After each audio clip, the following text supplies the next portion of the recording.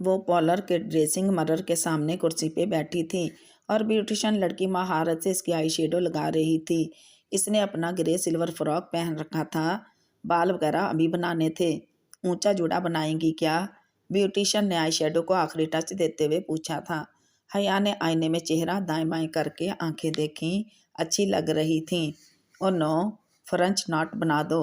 اونچے جوڑے میں تو نماز نہیں ہوگی اور 2-3 نمازیں تو فنکشن کے دوران آ جائیں گی۔ آج نہ پڑھیں تو خیر ہے، لڑکی اکتائی تھی۔ اپنی خوشی میں اللہ کو ناراض کر دوں؟ او نو، اس نے نفی میں سر ہلایا۔ اچھا، نیل پالش لگانی ہے یا نکلی نیلز؟ کچھ بھی نہیں، بار بار وضو کے لیے اتاروں گی کیسے؟ اس نے سادگی سے الٹا سوال کیا۔ او ہو، اچھا نکلی پلکیں تو لگا دوں نا، اللہ تعالیٰ کو برا لگے گا۔ آپ نے آئی بروز بھی نہیں بنائیں، تھوڑا سا نیٹ ہی کر دوں؟ اللہ تعالیٰ کو اور بھی برا لگے گا۔ لڑکی کے ضبط کا پیمانہ لبریز ہو گیا۔ وہ گھوم کر اس کے سامنے آئی۔ آپ کہیں الہدا کی تو نہیں ہیں؟ حیا ہنستی۔ نہیں، میں بس ایک مسلمان لڑکی ہوں اور یہ سوچ رہی ہوں کہ جب میں تمہیں اپنا دوپٹہ سیٹ کرنے کو کہوں گی تو تمہاری کیا حالت ہوگی۔ وہ جیسے سوچ کر ہی محظوظ ہوئی۔ لڑکی نے چمبے سے اسے دیکھا۔ کیوں؟ پہلے میک اوور مکمل کرو، پھر بتاتی ہوں، مزے سے کہتی اس نے دوبارہ سر کرسی کی پشت پہ ٹکا دیا۔ بیوٹیشن لڑکی جزبوسی ہو کر آئی شیڈو کٹ اٹھائے پھر سے اس کے سر پہ آ کھڑی ہوئی، اور جب حیا نے اسے دوپٹہ اپنی مرضی کے مطابق سیٹ کرنے کو کہا تو اس کا منہ کھل گیا۔ گھونگھٹ؟ کون نکالتا ہے گھونگھٹ؟ آپ کیا بات کر رہی ہیں؟ میں یہ تو نہیں کہہ رہی کہ بہت نیچے تک نکالو، بس تھوڑی تک آئے نیچے ویسے ہی بند گلا ہے، اس نے آئینے میں خود کو دیکھتے ہوئے لاپرواہی سے کہا تھا۔ مگر آپ کا چہرہ تو نظر ہی نہیں آئے گا۔ اور لڑکی پریشان ہو گئی تھی۔ تم نکال رہی ہو یا میں خود نکال لوں؟ اور بیوٹیشن کے پاس ایک ہی بات ماننے کے سوا چارہ نہ تھا، اسے کوئی بیعت نہیں تھی۔ وہ جلدی سے دوپٹہ سیٹ کرنے لگی۔ اس نے ابا سے بہت کہا تھا کہ مکسڈ گیدرنگ نہ رکھیں، فوٹوگرافرز نہ ہوں، مگر ابا اور اماں نے ایک نہ سنی۔ حیا، میں تمہارے پردے کا پھر کوئی ایشو نہیں سننا چاہتی۔ اماں تو باقاعدہ بیزار ہو گئی تھیں۔ حیا جانتی تھی کہ اس کے ماں سامنے وہ کبھی اعتراف نہیں کریں گی کہ وہ اس کے پردے سے دل سے راضی تھیں، مگر کیا فرق پڑتا تھا؟ اس نے اپنی کلاس فیلو سے پوچھا، حجابی لڑکیاں دلہن بنتے ہوئے کیا کرتی ہیں کہ کوئی ناراض بھی نہ ہو اور وہ حجاب بھی کیری کر لیں؟ جتنے آپشن نظر آئے ان میں سب سے بہترین یہی تھا، گھونگھٹ، اور پھر نیچے سے دوپٹہ اتنا پھیلا کر لیا ہو کہ ستر پوشی کا فرض ادا کرے۔ اب کوئی اس کی تصویریں کھینچے یا نہیں اسے پرواہ نہیں تھی۔ میرج ہال میں جب اسے برائڈل روم سے لا کر اسٹیج پہ بٹھایا گیا تو ثنا اس کے ایک طرف آ بیٹھی تھی۔ آج کے لیے ثنا اس کی اسسٹنٹ تھی۔ اپنی طرف سے تصاویر کھینچنے والوں کو وہ مسلسل منع کر رہی تھی۔ حیا، آپا پردہ کرتی ہیں، پلیز فوٹوز مت کھینچیں، یا اگر کوئی اس کے گھونگھٹ پہ کچھ بولتا تو وہ جواب بھی دے رہی تھی۔ آپا کلاسیکل دلہن بنی ہیں اور وہ گھونگھٹ نہیں اٹھائیں گی۔ کوئی چاچی، مامی، خالہ ساتھ آ کر بیٹھتی، پھر ذرا سا گھونگھٹ اٹھا کر چہرہ دیکھتی، سلامی دیتی، تعریف کرتی، یا جو بھی، سب ایسے تھا جیسے عموماً مہندی کی دلہن کا ہوتا ہے۔ اس کا گرے فراک پیروں تک آتا تھا، گہرے پہ کافی کام تھا، گھونگھٹ تھوڑی تک گرتا تھا، نیچے دوپٹہ یو کی شکل میں پھیلا کر سامنے ڈلا تھا، آستین پورے تھے اور وہ سر جھکا کر نہیں بیٹھی تھی، وہ گردن اٹھا کر پورے اعتماد کے ساتھ بیٹھی، ہر پاس آ کر بیٹھنے والی آنٹی سے بڑے آرام سے باتیں کر رہی تھی۔ لوگ برا تب مانتے ہیں جب دلہن اکڑ کر بیٹھے، اگر وہ خوش مزاجی سے بات کر رہی ہو پورے اعتماد کے ساتھ تو لوگ بھی نرم پڑ جاتے ہیں۔ البتہ کہنے والے تو کہہ رہے تھے، یہ کیا کیا، میک اپ تو چھپ گیا، خراب ہو گیا ہوگا تبھی یہ کیا، ناٹک، ڈرامے، مگر اب وہ اس مقام پہ تھی جہاں یہ سب باتیں ثانوی محسوس ہوتی تھیں۔ مشکلیں بہت پڑھ کر بھی آسان ہو جاتی ہیں۔ جہان اس کے ساتھ آ کر بیٹھا تو بہت دھیرے سے بولا تھا، ثابت ہوا کہ تم کچھ چیزوں میں واقعی بہت سمارٹ ہو، بس یہی ایک فقرہ کا اس نے، پھر وہ جلد ہی اٹھ گیا، اسے یوں مرکز نگاہ بنا کر बैठना कबूल नहीं था। बदतमीज़ ना हो तो वो फिर खुद भी ज़्यादा देर स्टेज पे नहीं बैठी और वापस ब्राइडल रूम वापस आ गई। ये नताशा का दिन था। अब नताशा को पूरी तवज्जो मिलनी चाहिए थी।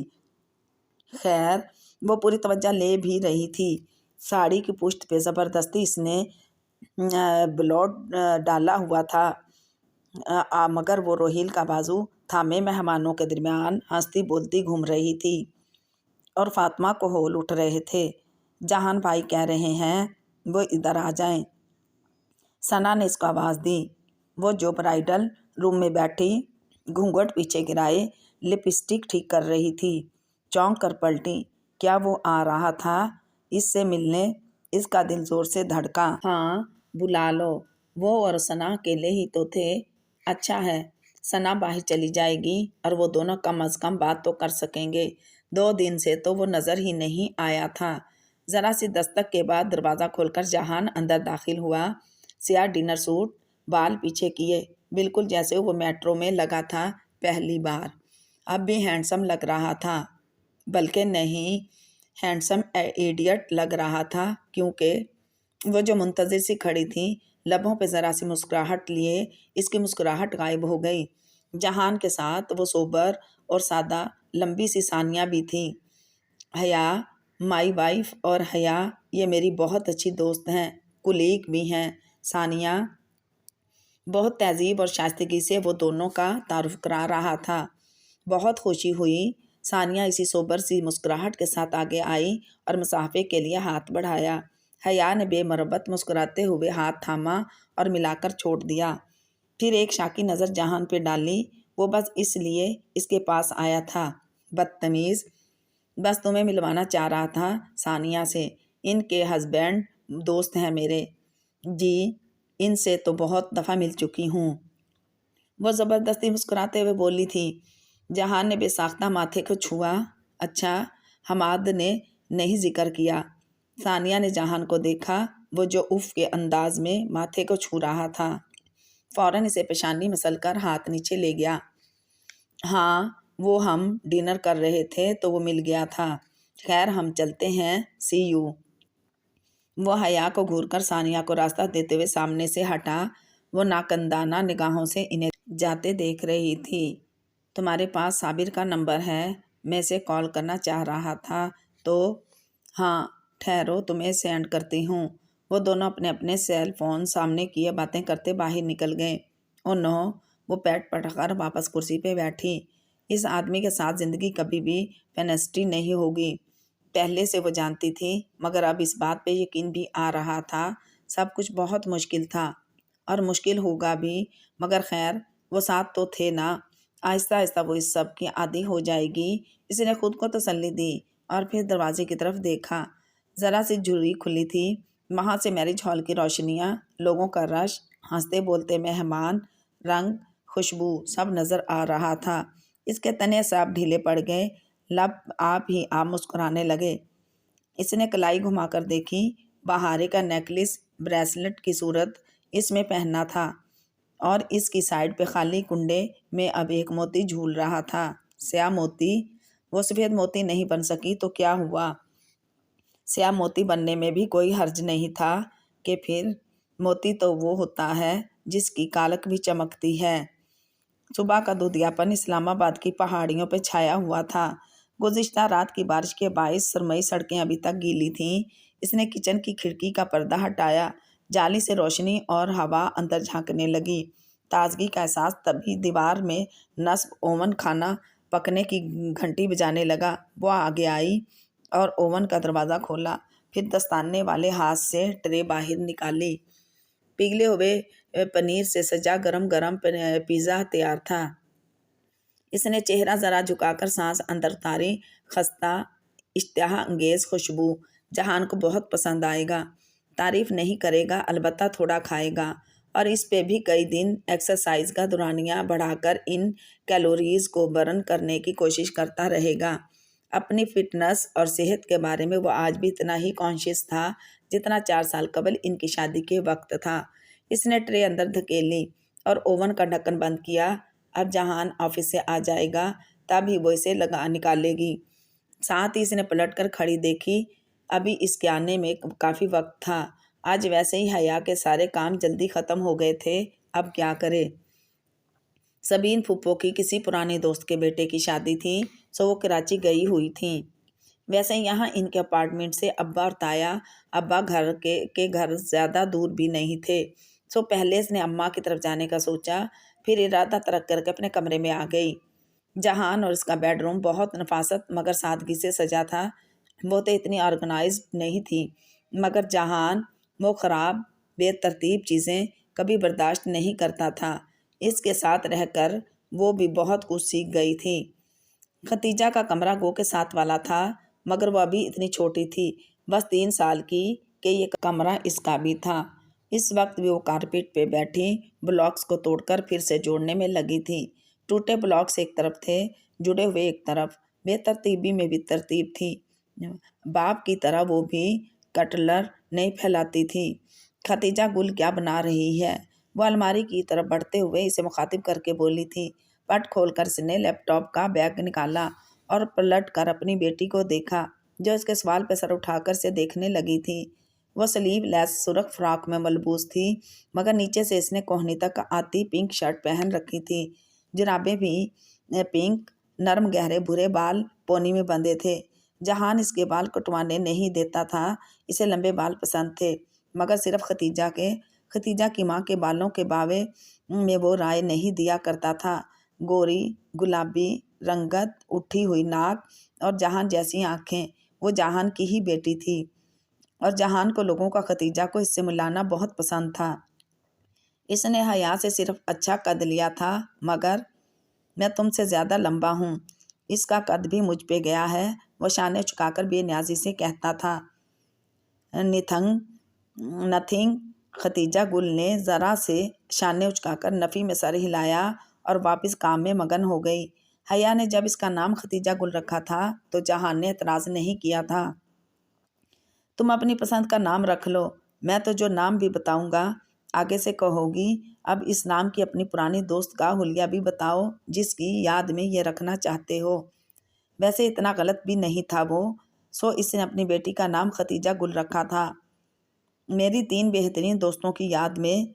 खतीजा एक परी मैच्योर बच्ची थी, मगर सद शुक्र कि वो हमेशा सेहतमंद रही थी, सो इनके लिए वो वाकई खतीजा गुल थी, यानी वक्त से पहले पैदा हो जाने वाला गुलाब। अपने गुलाब को मुस्कुरा कर देखते हुए वो अलमारी का पट बंद करने लगी, फिर यकायक ठहर गई। जिस खाने से लैपटॉप बैग निकाला था, इसके पीछे लकड़ी की दीवार का रंग बाकी अलमारी से ज़रा हल्का लग रहा था। इसने अचंभे से इसे देखते बैग नीचे रखा और हाथ बढ़ाकर पीछे लकड़ी को छुआ। कार्डबोर्ड था वो। उफ! इसने दबे दबे गुस्से से कार्डबोर्ड के टुकड़े को दाएं बाएं करने की कोशिश की और ज़रा सी मेहनत से वो एक तरफ स्लाइड कर गया। पीछे एक लाकर था। चंद लम्हे वो खफगी से इस बंद तिजोरी को देखती रही, जिसमें पता नहीं क्या था, और फिर कार्डबोर्ड की स्लाइड वापस जगह पे करके अलमारी बंद कर दी। इस घर में पिछले 4 सालों में कोई 400 खुफिया खाने तो वो ढूंढ चुकी थी। पता नहीं अब कितने तलाशना बाकी थे। जहान से पूछना बेकार था। वो बहुत हैरान होकर आगे से कहता, अच्छा, वेरी स्ट्रेंज। पता नहीं मालिक मकान ने इतने लॉकर्स क्यों रखे हैं। कभी बात करूँगा इनसे। हाँ, जैसे वो तो अपने शौहर को जानती ही नहीं थी ना। खतीजा इसी मोहियत के साथ ब्लॉक्स ऊपर रखे नीचे जोड़ रख रही थी। वो लैपटॉप खोले बेड पे आ बैठी और ईमेल चेक करने लगी। साथ साथ वो खतीजा पे गाहे बगाहे नज़र भी डाल लेती थी। अभी यही फ्रॉक पिंक शर्ट के साथ पहनना कर पिछले ही हफ्ते वो अम्मा की तरफ गई तो अम्मा इस बेआदत खफा होने लगी थी। इतनी सी बच्ची पे तो पर्दा नहीं लगता ना। तुम स्लीव लेस पहना दोगी तो क्या हो जाएगा हया? ऑफ कोर्स अम्मा, इस पे पर्दा लागू नहीं होता, मगर मैं इसे कोई ज़बरदस्ती का स्कार्फ तो नहीं उड़ा रही ना, सिर्फ आस्तीन पूरे पहनाती हूँ। अम्मा, मैं नहीं चाहती कि इसकी हया मर जाए और वो इन चीज़ों की आदी हो जाए जो। और इससे आगे अम्मा नहीं सुना करती थीं। वो आज भी हया के पर्दे की सबसे बड़ी मुखालिफ थीं, लेकिन वो कहाँ परवाह करती थी। हाँ, किसी का दिल चीर कर तो हमने नहीं देखा होता। مگر وقت اور تجربہ یہ اندازہ کرنا تو سکھا دیتا ہے کہ کون دل سے کچھ کہہ رہا ہے اور کون صرف زبان سے۔ لیپ ٹاپ کی چمکتی اسکرین اس کے چہرے کو بھی چمکا رہی تھی۔ وہ بہت توجہ سے اپنی ای میلز دیکھ رہی تھی۔ لمبے بال آدھے کیچر میں بندھے، آدھے پیچھے کھلے کمر پہ پڑے تھے۔ چہرہ ویسا ہی تھا، ملائی جیسا، اور اسے لگتا تھا وہ ان 4 سالوں میں پہلے سے زیادہ خوبصورت ہو گئی ہے۔ مگر خوبصورتی کی بجائے 3-4 اور الفاظ ہیں میری لغت میں، مگر میں کہوں گا تو تمہیں برا لگے گا۔ ڈائننگ ٹیبل پہ ہی ایک رات اس کے پوچھنے پہ کھانا کھاتے ہوئے جہان نے بے نیازی سے کہا تھا۔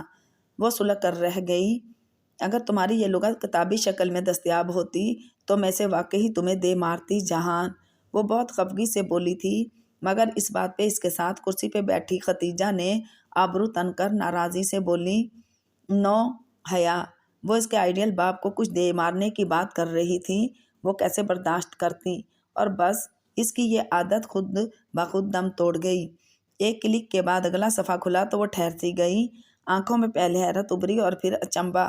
وہ مصر کی ایک یونیورسٹی کا پروسپیکٹس تھا جو اس کی درخواست پہ اسے بھیجا گیا تھا، مگر یہ درخواست تو اس نے دی ہی نہیں تھی۔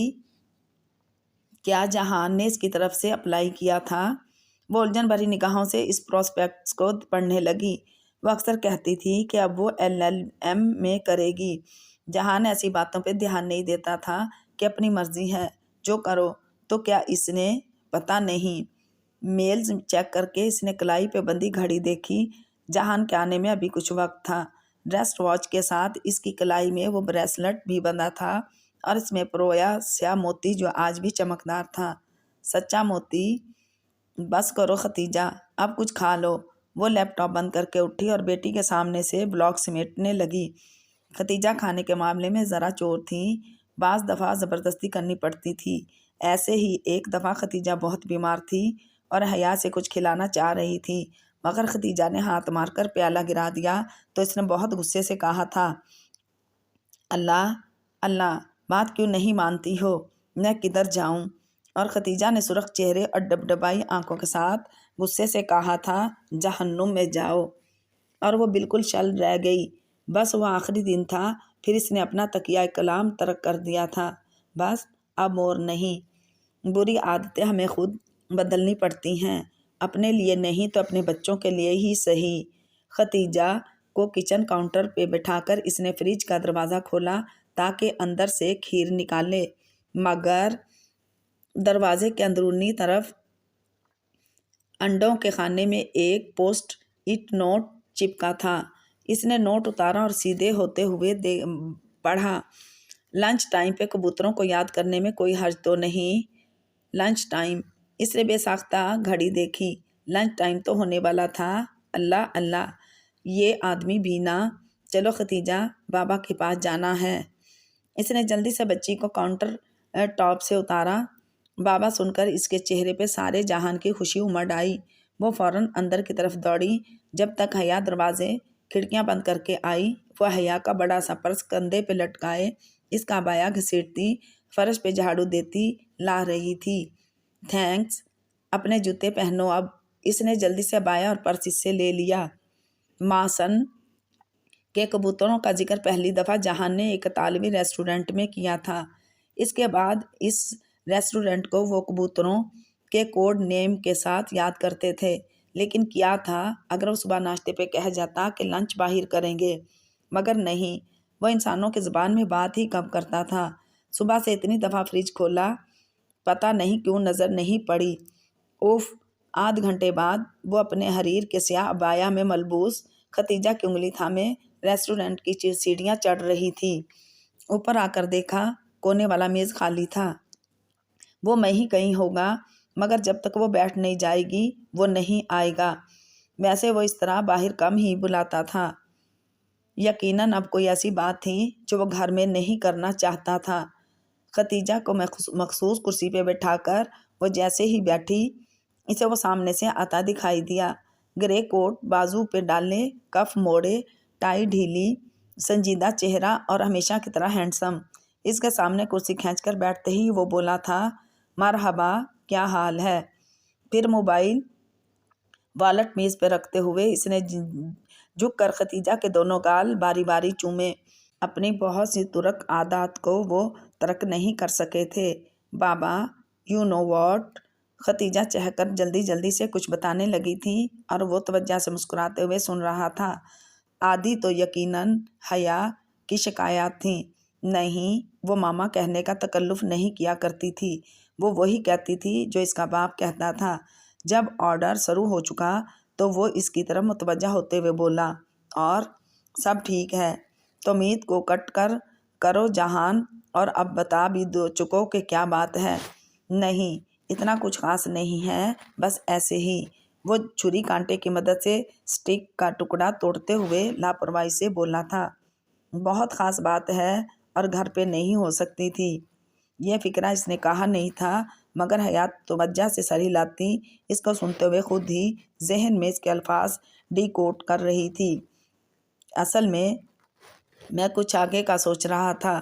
مجھے آگے کا اسائنمنٹ مل گیا ہے اور اوپر سے حکم آیا ہے کہ کچھ دن کے لیے تھوڑا سا گھومنے پھرنے باہر چلا جاؤں، یعنی یہ 1-2 سال تو کہیں نہیں گئے ہوں۔ حیا نے سمجھ کر سر ہلا کر سے مزید بولنے دیا۔ زیادہ دور نہیں، بس قریب ہی۔ میل چیک کی تم نے آج؟ حیا نے بس ہاں میں گردن ہلائی، بولی کچھ نہیں۔ قریب یعنی کہ مصر؟ وہیں سے میل آئی ہے نا تمہیں؟ تو تمہارا کیا خیال ہے؟ وہ سنجیدگی سے اس کو دیکھتے ہوئے پوچھ رہا تھا۔ تم رہ لوگی اتنا عرصہ؟ حیا نشانے ذرا سے اچکائے۔ جیسے تمہاری مرضی۔ دل البتہ بہت اداس ہو گیا تھا۔ تو بالآخر وہ لمحہ آن پہنچا تھا جب اسے ایک فوجی کی بیوی کا کردار کرنا ہوگا۔ گھر رہ کر برسوں انتظار کرنے والی بیوی کا ختیجہ بڑی ہو جائے گی اور پھر پتہ نہیں وہ کب اپنے باپ کو دوبارہ دیکھ پائے گی۔ زندگی بھی بہت غیر یقینی چیز تھی۔ ختیجہ تو میرے بغیر رہ لے گی، ممی کے ساتھ اس کی بہت بنتی ہے۔ وہ بھی حیا کی طرح شاید اس کی سوچ کو ڈی کوڈ کر کے بولا تھا۔ مگر تمہارے لیے مشکل ہوگا، جانتا ہوں تم مجھے مس کرو گی۔ وہ ذرا سا مسکرایا۔ میں تمہیں مس کروں گا، مگر قیامت تک اس بات کا اقرار نہیں کروں گا۔ اچھا تو پھر یہ کہ اس نے پلیٹ پرے کرتے ہوئے حیا کو دیکھا۔ میں ایک ایسا کور بنانا چاہ رہا ہوں جس میں مجھے شاید کسی یونیورسٹی میں کچھ عرصے کے لیے پڑھانا پڑے۔ تمہیں بھی آگے پڑھنے کا شوق ہے تو کیوں نہ ہم یوں کریں کہ ختیجہ کو ممی کے پاس چھوڑ دیں اور تم میری اسٹوڈنٹ بن کر میری کلاس میں انرول ہو جاؤ۔ یہاں پہ آ کر اس نے مسکراہٹ دبائی۔ ہاں، لیکن میں اس بات کی یقین دہانی کروں گا کہ تم میری سے زیادہ ڈانٹ کھانے والی اسٹوڈنٹ ہوگی۔ اچھا، اور تمہیں لگتا ہے کہ مان جاؤں گی؟ وہ ذرا توقف کے بعد بولی تھی۔ ترکی کے ان 5 ماہ کی طرح ایک دفعہ پھر تم ڈرائیونگ سیٹ میں ہوں گے اور ہر چیز کنٹرول کرو گے۔ ہاں، تو میرا خیال ہے کہ یہ ایک اچھا آئیڈیا ہے، مگر تھوڑی سی تبدیلی کی گنجائش ہے۔ اس سارے میں وہ پہلی دفعہ مسکرائی تھی۔ ہتھیلی تھوڑی تلے رکھے وہ بہت مطمئن سی اسے دیکھتے ہوئے کہہ رہی تھی، ہم اپنی جگہ سوائپ کر لیتے ہیں۔ مطلب؟ وہ الجھا۔